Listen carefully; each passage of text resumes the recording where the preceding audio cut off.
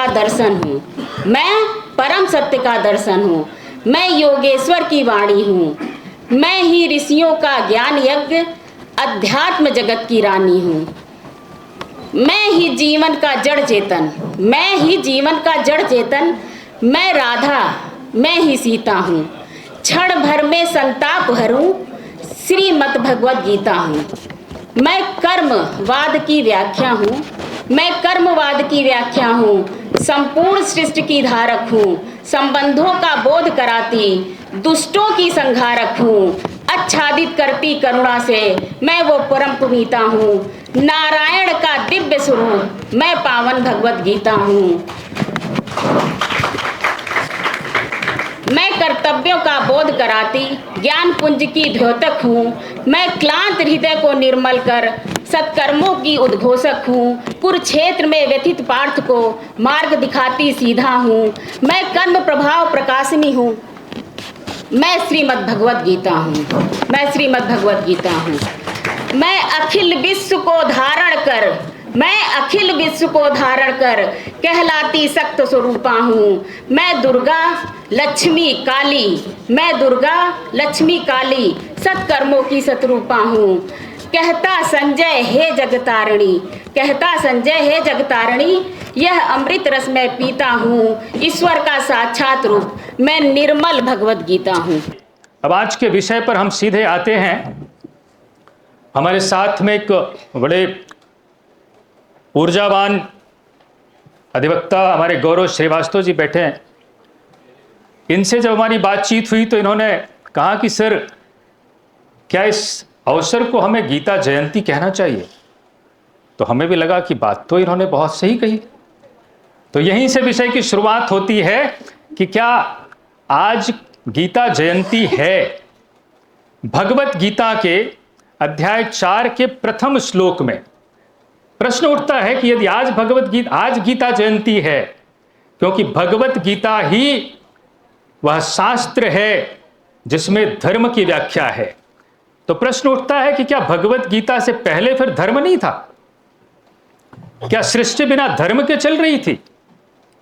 तो स्वयं भगवान श्री कृष्ण अध्याय 4 के पहले श्लोक में बताते हैं कि इमं विवस्वते योगम प्रोक्तवान अहम अव्ययम विवस्वान मनवे प्राह मनुरिच्छ्वा कवे ब्रवीत। भगवत गीता का उपदेश पहली बार परमात्मा ने अर्जुन को नहीं दिया। प्रथम बार परमात्मा श्री कृष्ण कह रहे हैं इमं विवस्वते योगम प्रोक्तवान अहम अव्ययम। इस अविनाशी योग विद्या को सर्वप्रथम मैंने सूर्य से कहा, और आज हमारा विज्ञान भी मानता है कि सृष्टि की उत्पत्ति सूर्य से है। तो सृष्टि की उत्पत्ति के साथ ही यह योग विद्या, ब्रह्म विद्या, धर्म परमात्मा ने मनुष्य को दे दिया कि अपने आचरण को इसी के अनुसार आप चलाना। भगवान कहते हैं विवस्वान मनवे प्राह मनुरिच्छ्वा कवे ब्रवीत। इसी अविनाशी योग विद्या को फिर विवस्वान अर्थात सूर्य ने महाराज मनु से कहा।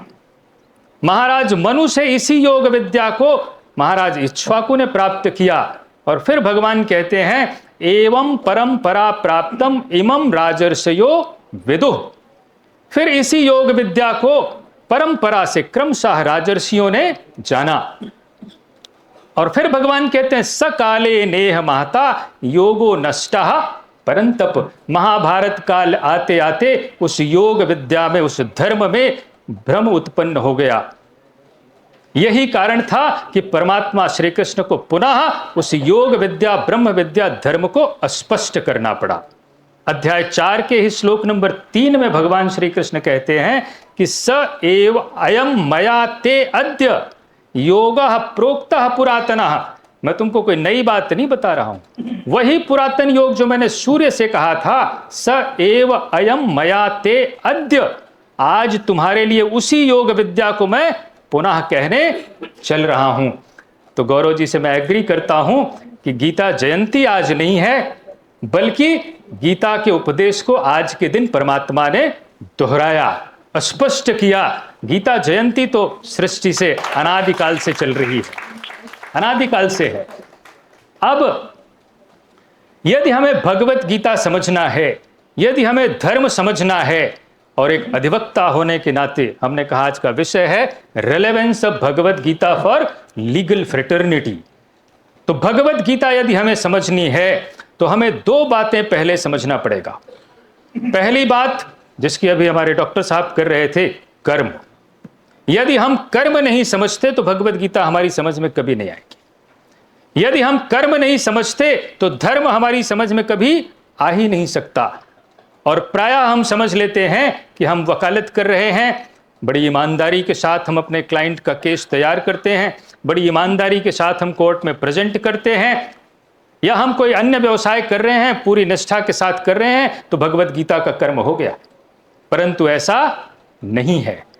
भगवान श्री कृष्ण अध्याय 2 के श्लोक नंबर 47 में कहते हैं, कर्मण एव अधिकारः ते मा फलेषु कदाचन मां कर्म फल हेतुर्भू मां ते संगोस्त्व अकर्मणि।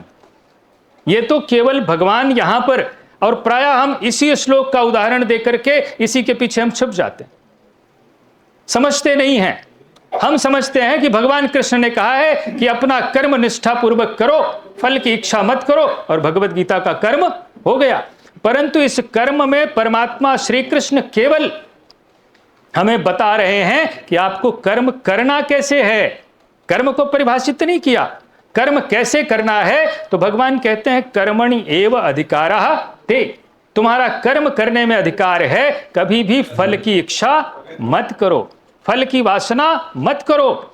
और मां कर्म फल हेतुर्भू मां ते संगोस्त्व कर्मणि, और अकर्म में भी तुम्हारी आसक्ति न हो कि हम हाथ बांध के बैठ जाएं कि कर्म करेंगे ही नहीं। तो कर्म करो और श्रद्धा पूर्वक करो। और फिर इसी के ठीक बाद भगवान कहते हैं कि योगस्थः कुरु कर्माणि। फिर कह रहे हैं और क्या सावधानी बरतनी है, योगस्थः कुरु कर्माणि। इस कर्म को योगस्थ होके करो, इसी में लीन होकर के करो। संगम त्यक्त्वा धनंजय। हम लोग जब जस्टिस लवानिया को इनवाइट करने गए तो इन्होंने यहीं से शुरुआत की और कहा कि डिटैचमेंट, संगम त्यक्त्वा धनंजय। डिटैचमेंट बड़ा इंपॉर्टेंट है। भगवान कह रहे हैं ये कर्म तुमसे होगा ही नहीं यदि तुम अटैच्ड हो। संगम त्यक्त्वा, संग को, आसक्ति का परित्याग करके इस कर्म को करना है। और फिर कहा सिद्ध सिद्धयो समो भूत्वा। एज ए लॉयर हमें नोट कर लेना चाहिए, सिद्ध सिद्धयो समो भूत्वा समत्वम योग उच्यते। सिद्धि असिद्धि, जजमेंट आपके फेवर में आया या नहीं आया, इससे आपको लिप्त नहीं होना है। क्योंकि यदि आप जजमेंट के ऊपर विचार करने लगे तो फिर आपकी तैयारी का समय जो आपको ज्यादा मिलता, जहां आप ज्यादा फोकस्ड हो सकते थे, आपने वहां गड़बड़ कर दी। अब आप परिणाम की चिंता करने लगे। भगवान कहते सिद्धि और असिद्धि दोनों में सम रहना, यह हमें सीखना चाहिए, इसका अभ्यास करना चाहिए। और इसी को भगवान कहते हैं समत्वम योग उच्यते। हर परिस्थिति में सम रहना, हानि लाभ हर्ष शोक जय पराजय, ये जो द्वंद्व हैं, इन द्वंद्वों में जो सम रह लेता है तो भगवान कहते यही तो योग है। समत्वम योग उच्यते। और फिर एक बड़ा महत्वपूर्ण श्लोक इसी अध्याय 2 का श्लोक नंबर 50 है, 50। भगवान कहते बुद्धि युक्तो जहातीह उभे सुकृत दुष्कृते तस्मात् योगाय युज्यस्व योगः कर्मसु कौशलम। इसी कर्म को, जो भगवत गीता का कर्म है, इसको कुशलता पूर्वक करना ही योग है।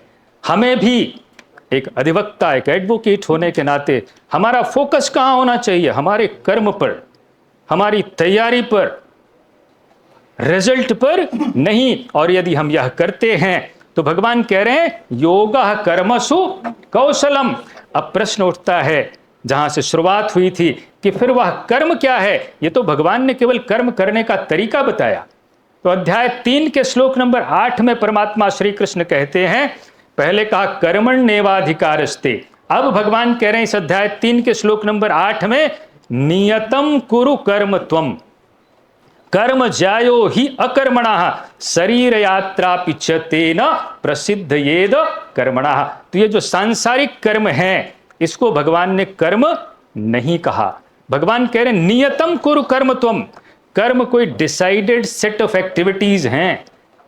नियत कर्म को ही भगवान ने कर्म कहकर संबोधित किया। और भगवान कह रहे हैं कि नियतम कुरु कर्म त्वम कर्म ज्यायो ही अकर्मणा।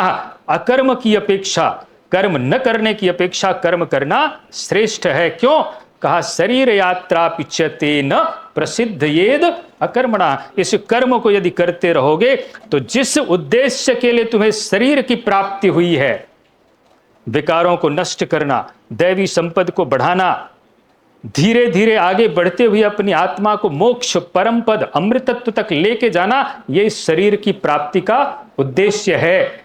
और यदि इस कर्म में लगे रहोगे तो तुम्हें यह उद्देश्य मिल जाएगा, सफल हो जाओगे इसमें। अब प्रश्न उठता है कि फिर वह नियत कर्म क्या है जिसको हम करें तो हमसे भगवत गीता का कर्म होने लगे। तो अध्याय 3 के ही श्लोक नंबर 9 में बड़े महत्वपूर्ण श्लोक हैं। कर्म को यदि हम ये श्लोक नहीं समझते तो हम कर्म नहीं समझ सकते। इसी अध्याय के 3 के श्लोक नंबर 9 में भगवान कहते हैं यज्ञार्थात कर्मणो अन्यत्र लोको अयम कर्म बंधना। केवल यज्ञ की प्रक्रिया ही कर्म है। इसके अतिरिक्त हम जो कुछ भी करते हैं दिन रात जिसमें हम व्यस्त हैं, भगवान कहते हैं वह इसी संसार का बंधन है। हमारे लिए कोई ना कोई शरीर तैयार कर देता है। भगवान कहते हैं तदर्थम कर्म कौन्तेय। अर्जुन तुम उसी यज्ञार्थ कर्म को करो। मुक्त संगाह समाचर। और कैसे करो? तो कहा मुक्त संगाह समाचर। मुक्त संग हो करके, आसक्ति का परित्याग करके। अब एक बड़ा प्रश्न खड़ा हो गया कि वह यज्ञ की प्रक्रिया क्या है जिसको हम करें तो हमसे फिर भगवत गीता का कर्म होने लगे। तो इस यज्ञ की प्रक्रिया को भगवान श्री कृष्ण ने फिर स्पष्ट किया अध्याय 4 के श्लोक नंबर 24 से लेकर के 34 तक, 24 से लेकर के 34 तक इस यज्ञ की प्रक्रिया को भगवान कृष्ण ने स्पष्ट किया।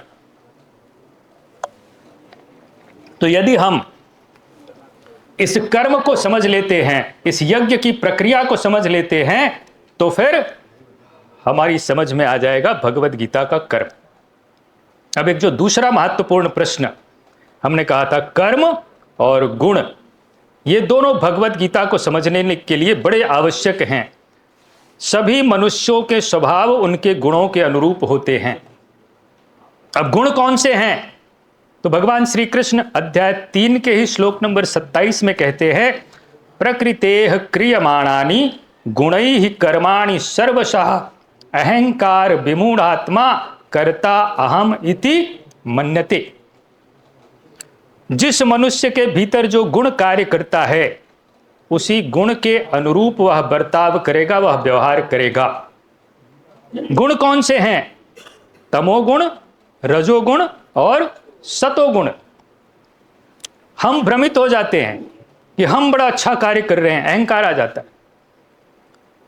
हमने आज ये कार्यक्रम आयोजित किया, हमने आज गीता बांट दी, अहंकार।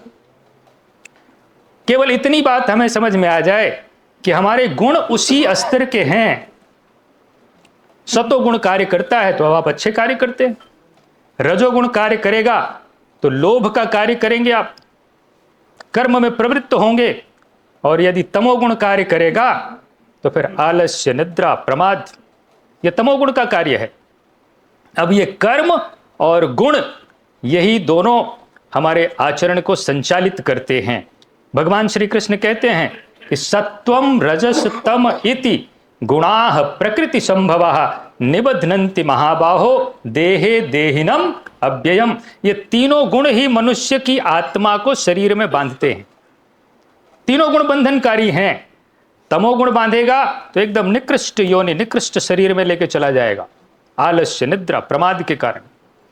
रजोगुण यदि बढ़ा हुआ है, रजोगुण बंधन तैयार करेगा तो लोभ उत्पन्न करेगा, कर्म में प्रवृत्त करेगा।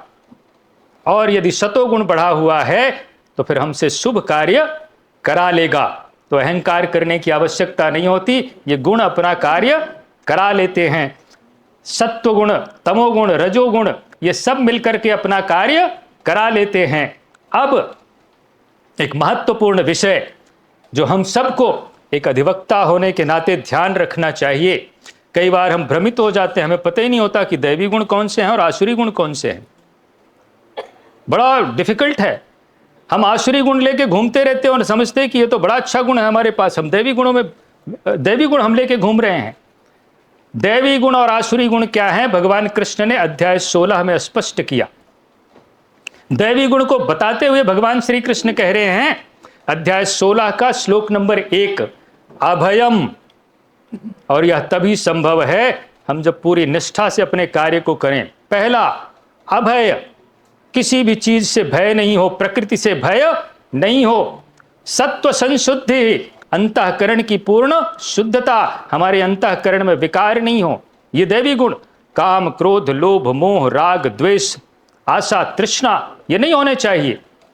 अभयम, सत्व संशुद्धि, ज्ञान, योग, व्यवस्थिति, अभी जिसकी चर्चा हो रही थी, उस योग में हम पूरी तरह से स्थित हों। दानम, दमश्च, यज्ञश्च, स्वाध्यायस्तप, आर्जवम। दान ये नहीं कि किसी को हमने 100 रुपया दे दिया तो बड़े हम दानी हो गए। मन, बुद्धि, चित्त सबको परमात्मा के प्रति समर्पित कर देना, यह संपूर्ण समर्पण दान कहलाता है।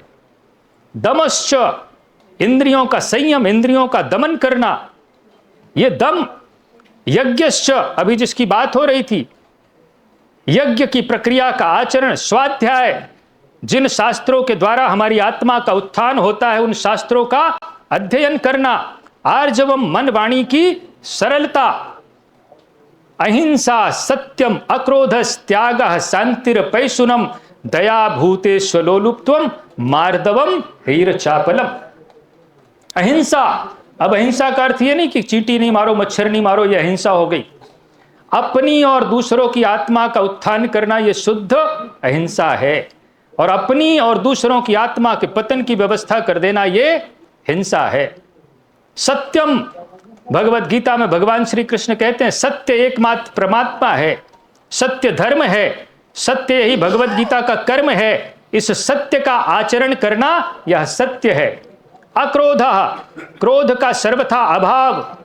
त्याग, जिसकी अभी हम लोग बात कर रहे थे, सर्वस्व का समर्पण। शांति, पैशुनम, दया, भूतेषु अलोलुप्त्वम, मार्दवम, ह्रीर चापलम। अब आसुरी गुण कौन से होते हैं, इस पर हमें बड़ा ध्यान रखने की आवश्यकता है, जिससे कि हम उनका परित्याग कर सके।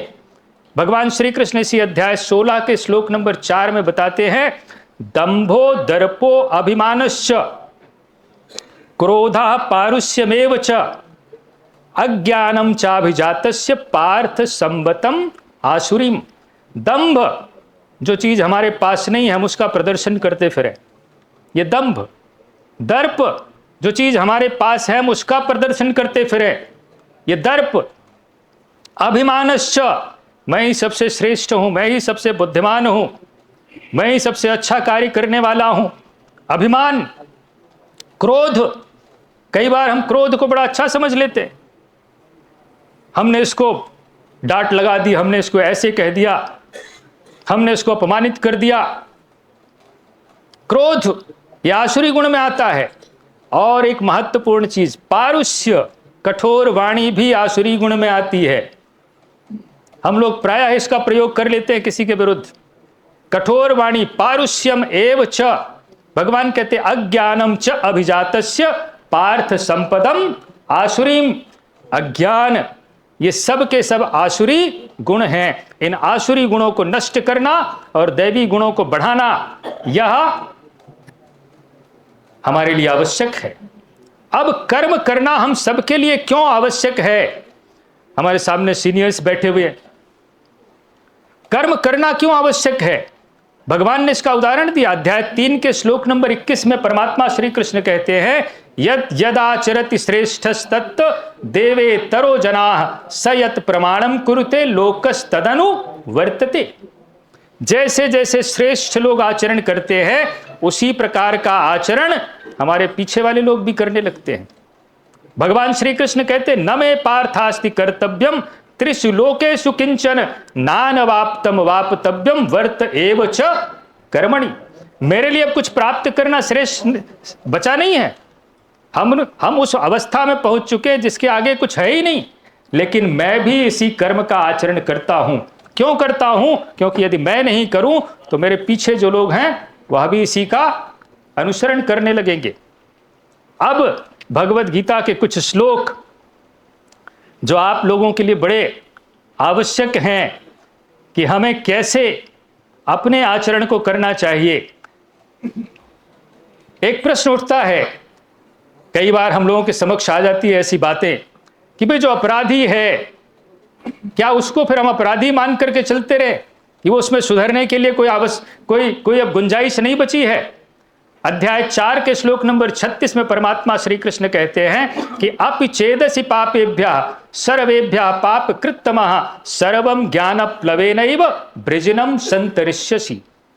किसी ने कुछ अपराध कर दिया, प्रायः हम लोग ऐसे चीजों से डील करते हैं, तो हम उसको लेबल नहीं कर दे कि अब इसमें सुधरने की कोई गुंजाइश नहीं है। भगवत गीता भी इसके लिए प्रोवाइड करती है कि जो पापी है, अत्याचारी है, दुराचारी है, यदि सुधरने के लिए वो तैयार है तो उसको भी सुधरने का अवसर मिलना चाहिए। अब इन बातों के पश्चात तमाम सारे हमने कहा, भगवत गीता में परमात्मा श्री कृष्ण ने बताया स्थित प्रज्ञ के लक्षण क्या होते हैं, त्रिगुणातीत के लक्षण क्या होते हैं। यदि हम इन चीजों को आत्मसात कर ले, स्थित प्रज्ञ के लक्षण बताते हुए भगवान श्री कृष्ण कहते दुखे सनुदिग्ध मना सुखे सुविगत स्पृहा बीत राग भय क्रोधा स्थित धी मुनिरुच्यते। हमें हर परिस्थिति में सम रहना, दुख है, सुख है, शत्रु मित्र, इनमें भी सम रखना, यह हमारे लिए बड़ा इंपॉर्टेंट होता है। क्योंकि अभी बात चल रही थी कि बाहर में से फिर कुछ लोग बेंच पर जाते हैं। एक समत्व बना के रखना, हमारे सामने शत्रु है, मित्र है, हमें कोई फर्क नहीं पड़ता। हर्ष, शोक, इन सारे द्वंद्वों में एक जैसी स्थिति रखना। और अंत में कि भगवत गीता से मिलता क्या है, अर्जुन ने परमात्मा श्री कृष्ण के कहा अंत में नष्टो मोहा स्मृतिर्लब्धा त्वत्प्रसादान मयाच्युत स्थितो अस्मि गत संदेहा करिष्ये वचनम तव। यदि हम भगवत गीता का अध्ययन करेंगे तो एक अधिवक्ता होने के नाते, लीगल फ्रेटर्निटी के मेंबर होने के नाते, नष्टो मोहा, हमारा जो अज्ञान होता है, अविवेक होता है, वह नष्ट हो जाता है। अर्जुन को यही मिला और कुछ नहीं मिला। नष्टो मोहा स्मृतिर्लब्धा, जो हमारी वास्तविक स्मृति है, हम कौन हैं, हमारे जीवन का क्या उद्देश्य है, वह स्मृति हमें प्राप्त हो जाती है। नष्टो मोहा स्मृतिर्लब्धा त्वत्प्रसादान मयाच्युत स्थितो अस्मि।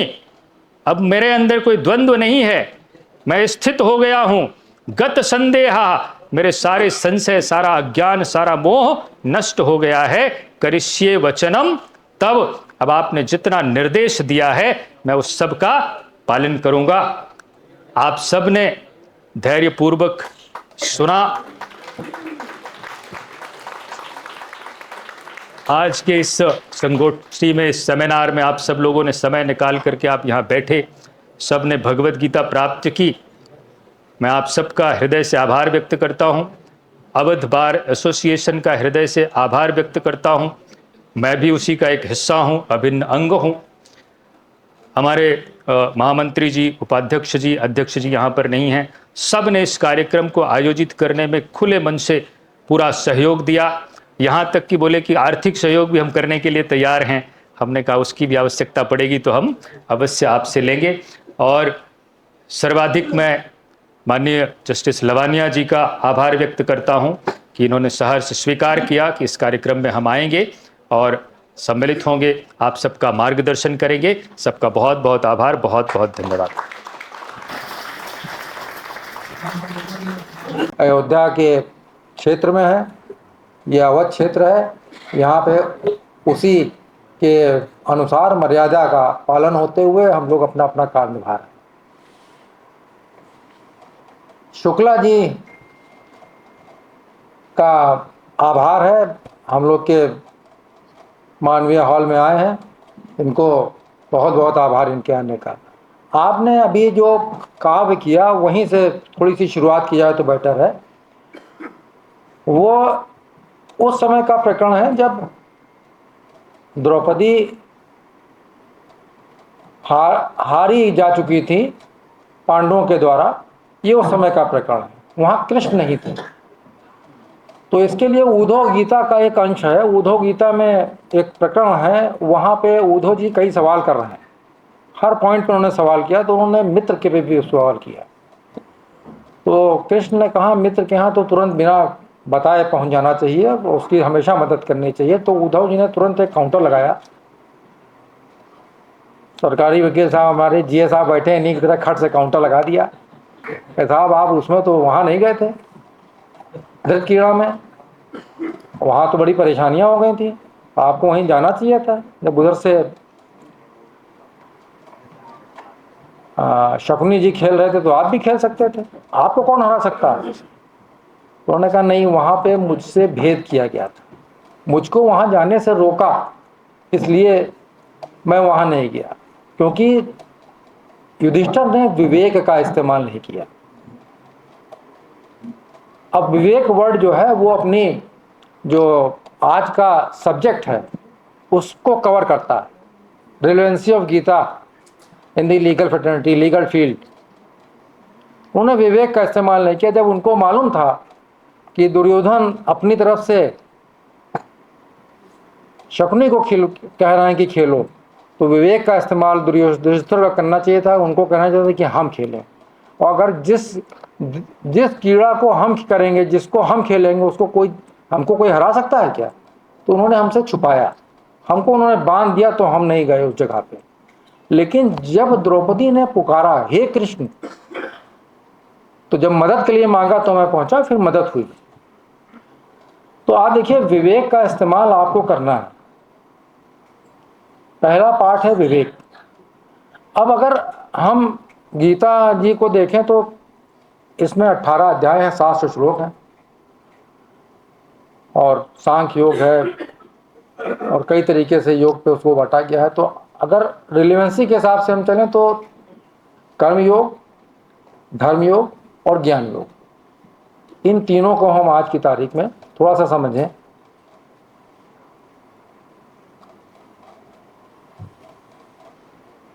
इसमें प्रवेश करने से पहले एक 3 शब्द हैं, श्रद्धा, विश्वास और ज्ञान। जैसे आपको ज्ञान कब आएगा, ज्ञान की सीढ़ियां हैं, आप पैदा होते ज्ञान नहीं आ सकता।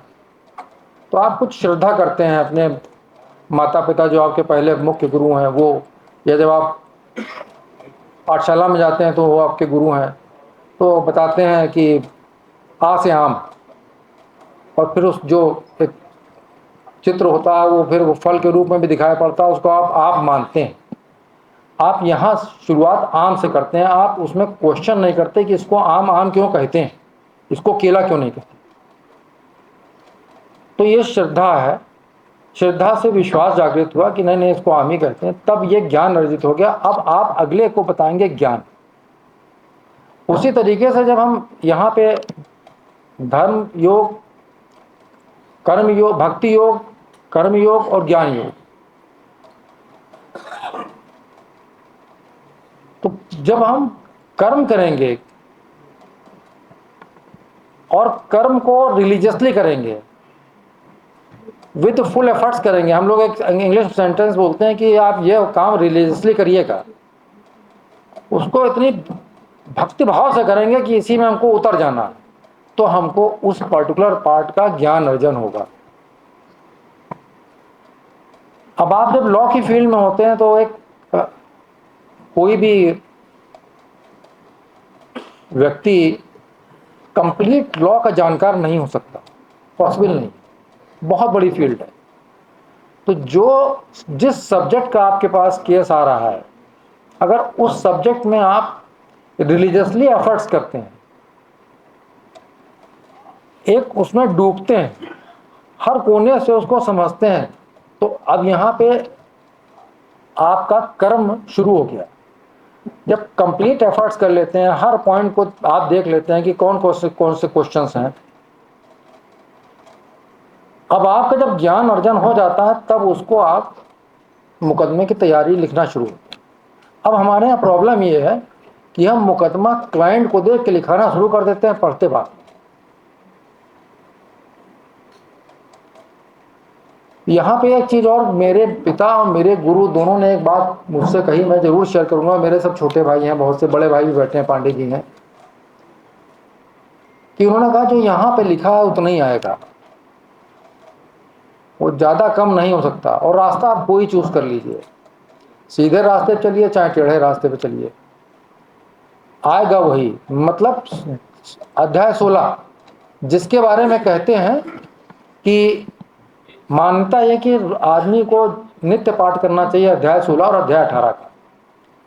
तो अगर जहाँ आप अपने जो वैभव है उसके लिए चाहे आप आसुरी प्रवृत्ति डेवलप करिए या सुर प्रवृत्ति डेवलप किया, अध्याय 16 में डिस्क्राइब्ड है, आपको मिलेगा उतना ही। तो बेटर ऑप्शन यह है कि हम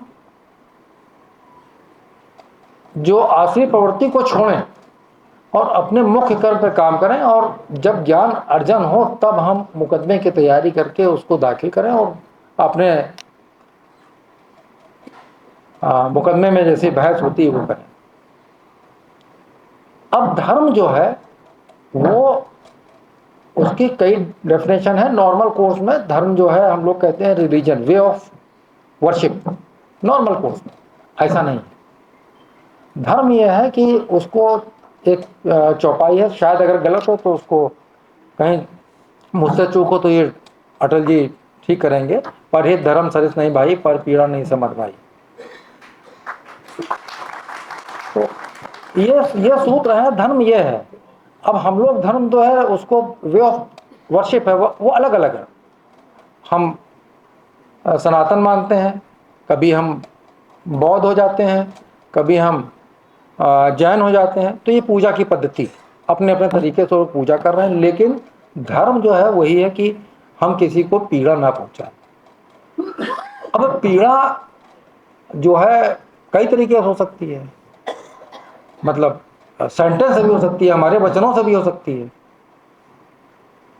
जैसे ही धर्म की हानि हुई, जैसे ही किसी को पीड़ा पहुंची, आपने मारा, किसी फीमेल को छेड़ा, किसी से अपशब्द बोल दिए, आपने मारने की धमकी दे दी, तो जैसे ही धर्म की हानि हुई उस पर डेंट लगा, तो वैसे ही लॉ जागृत हो गया।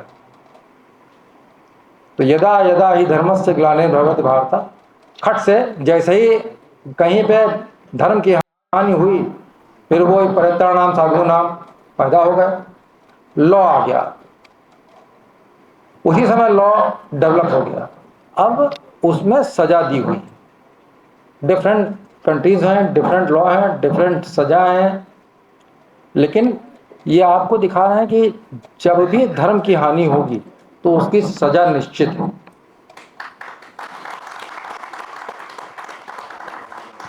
उसकी सजा निश्चित है।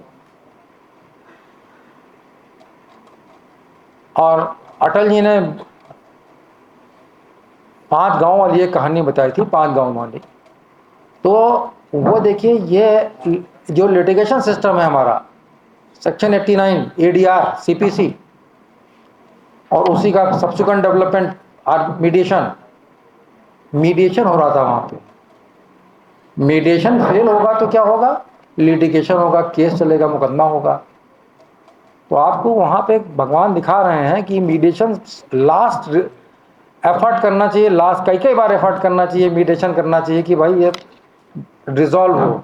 अगर रिजॉल्व नहीं होगी डिस्प्यूट तो मुकदमा मतलब युद्ध होगा, और युद्ध में हार और जीत होती है। मीडिएशन में, समझौते में दोनों पक्ष जीतते हैं, दोनों पक्ष जीतते हैं, कोई हारता नहीं होगी, थोड़ा बहुत एडजस्ट कर लेते हैं। तो मीडिएशन से शुरुआत हुई और अंत लिटिगेशन में हुआ। सुप्रीम कोर्ट में जब लिटिगेशन खत्म हुआ तो इस लिटिगेशन में सारी संपत्तियां बिक चुकी थी, अर्थात वो 18 कितनी थी सेना सर, 18 अश्विनीय सेना सब खत्म हो चुकी थी, 5 6 7 10 लोग बचे थे।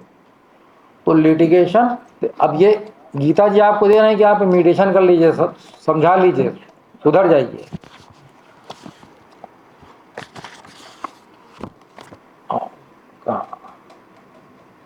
हाँ, तो आप ये देखें कि जब हम गीता जी के अंदर उतरते हैं, समझते हैं, देखते हैं, तो हमको कैसे जीवन में आगे बढ़ना है, कैसे हम समस्याओं से निवारण पा सकते हैं। लिटिगेशन में अगर देखते हैं तो वो भी यहाँ भी दैनिक जीवन में आप लोग तो गीता का पालन रेगुलर कर ही रहे हैं, रेगुलर करते हैं, हम भी करते हैं, वो हमको टच नहीं करता है। बस जिस दिन उसका एहसास करने लगे कि ये टच है, जैसे राकेश जी हैं, ललित जी हैं, श्रवण गुप्ता जी हमारे भाई हैं, ये हैं अजय सिंह साहब अभी चले गए, हरदोई वाले आते हैं, अपियर होते हैं, तो हमारे ये मित्र भाव हैं, छोटे भाई हैं, अनुज हैं, लेकिन मुकदमे को मुकदमे की तरह ये भी करते हैं, उसमें ऑर्डर हम अपनी तरह से करते हैं। सुधाकर जी बैठे हैं। तो गीता का तो रोज इस प्रांगण में, कचहरी में गीता तो रेगुलर हर आदमी एक्चुअली जी रहा है।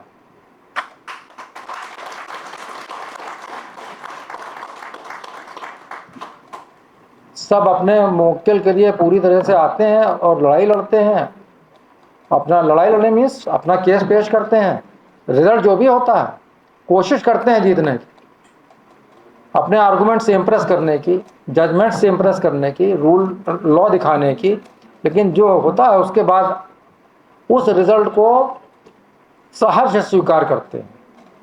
यही है कर्मण्यवादी का रास्ते, और रोज आप जी रहे हैं। और गीता जी को पढ़ने का आसान तरीका है, जो मुझे कभी लगा मैं आपसे शेयर कर रहा हूँ, अगर आप चाहें तो कर सकते हैं, पढ़ सकते हैं। हम लोग को दिक्कत ये है कि हम लोग जो है इतना बिजी लाइफ है लॉ में, इस फील्ड में, अधिवक्तागण की, जज की, सबकी बिजी लाइफ है, बहुत शेड्यूल एक्टिव है। तो जब जैसे अब गीता जी ये हैं यथार्थ गीता, अब काफ़ी आप देखिए इसका वॉल्यूमिनस है, थोड़ी मोटी है, तो आप इसको रख लेंगे, डर के मारे पढ़ेंगे नहीं, रखे रहेंगे आप, आज करेंगे, आज पढ़ेंगे, कल पढ़ेंगे, परसों। तो ऐसा मेरे मन में बहुत बार आया, तो मैंने खरीदी भी गीता, लेकिन मारे डर के कि खोले कहाँ, टाइम ही नहीं मिलता था। तो एक दिन ऐसे ही क्लिक किया विचार कि हम एक श्लोक रोज पढ़ेंगे। तो गीता जैनेन्द्रीय एक डायरी आती है, वो हमने खरीद ली और उसी में एक श्लोक पढ़ने लगे, तो वो धीरे धीरे धीरे साल भर में खत्म हो गई। 365 उसमें पूरी, उसमें डायरी में 365 दिन की होती है, वो खत्म हो गई। एक पेज रोज पढ़ते गए, खत्म हो गई। और समझ में तुरंत आती नहीं। हम लोग इतने दिनों गए लॉ में रगड़ते हुए, वो भी पूरी तरह समझ में नहीं आ रहा। तो ये अभ्यास जो है तब समझ में आएगा, कई बार अभ्यास होगा, नित्य अभ्यास से समझ में आएगा कि कैसे हम इसमें से जो तत्व छुपा है उसको हम डेली यूज में कैसे इसका इस्तेमाल कर सकते हैं। और उसमें जब राकेश जी आए थे इनवाइट करने मुझे, तो सहर्ष मैंने कहा चलेंगे, बाहर अपना परिवार है। तो हमने कहा देखिए सारा इंपॉर्टेंट एस्पेक्ट जो है वो डिटैचमेंट से, अगर आप डिटैच नहीं हैं तो आप जो है कचहरी में आपको फ्रस्ट्रेशन हो जाएगा, जो कि आप देखिए तो 99.999 क्या 100% एडवोकेट जो है डिटैच्ड है। आता है मुकदमे में, रिजल्ट होता है, जो भी बेल होता है, खुश जाते हैं, नहीं बेल हुई, खारिज हो गई तो दुखी हो गए, लेकिन एक्चुअली डिटैच्ड है। और डिटैच होना इसलिए जरूरी है कि कर्म 2 भागों में है मेरे अनुसार। तो जो गीता जी कहती हैं वो कहती हैं निष्काम कर्म, और जो हम लोगों ने कर्म को सीखा है दैनिक जीवन में, वो वैभव के लिए सीखा है। कि जिससे पेट पूजा हो, जिससे वैभव हो, वही कर्म है। यहाँ पे जैसे ही आप उसको कहेंगे कि नहीं डिटैच है हम, हमको कोई उससे ये नहीं कि हमको अर्निंग ही होनी है, क्योंकि आपका तो नोबल प्रोफेशन है, बहुत नोबल प्रोफेशन है कि आपकी तो आप ये मानिए कि जो हम लोग के बुजुर्ग कहते थे कि डॉक्टर और अधिवक्ता ये तो एकदम नोबल प्रोफेशन है, और आप भगवान के एक तरीके के दूत हैं। यहाँ पे आप जो हैं, भगवान पहले हनुमान जी गए अपनी बात कहने लंका, फिर उसके बाद देखिए कृष्ण जी गए, तो आप तो बचाने आते हैं। तो आपका तो कार्य जो है बहुत इंपॉर्टेंट है, बहुत नोबल है, और उस कार्य के लिए आप जब गीता जी के मुख्य बातों को देखेंगे, उसमें सबसे मुख्य जो मुझे समझ में आती है डिटैच, हर चीज से डिटैच होना चाहिए आपको, कर्म पूरा हाईएस्ट लेवल तक, और रिजल्ट के लिए डिटैचमेंट। और बस इसी के साथ मैं अपने वाणी को विराम करता हूं।